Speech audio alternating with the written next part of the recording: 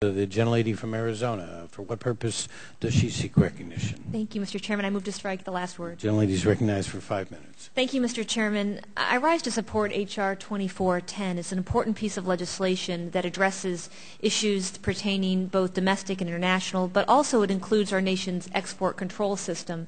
As you know, I'm the chair of the Space and Aeronautics Subcommittee on the Science and Technology Committee.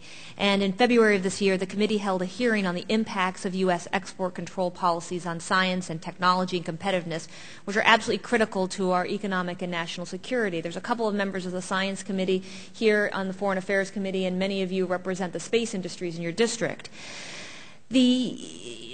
The impact in terms of what we're hearing from the reports of the current export controls regime on America's civil and commercial space programs and space research activities is significant. And we've heard some very troubling conclusions.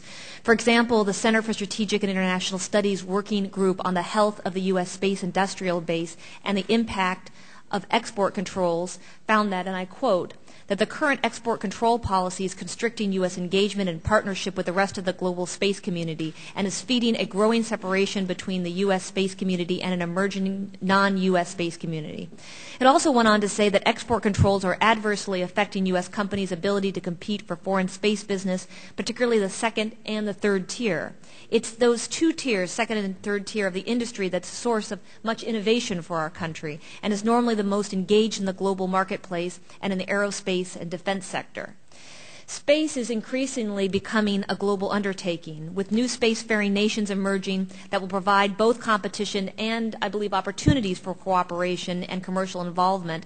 I think provisions needed to be included in this legislation to ensure that our export control policies are structured to enable us to address both the competition but also the opportunities while still protecting legitimate security concerns. So I do not intend to offer an amendment today, Mr. Chairman. I want to work with you. I want to work with the ranking member. I want to work with members that are interested in ITAR, but to develop an amendment for the floor that can be properly incorporated into the Act. H.R. 2410 initiates critical actions to reform export controls, and I thank you, Mr. Chairman, for introducing this legislation. I look forward to working with you and other members. Will the gentlelady yield? Yes, sir.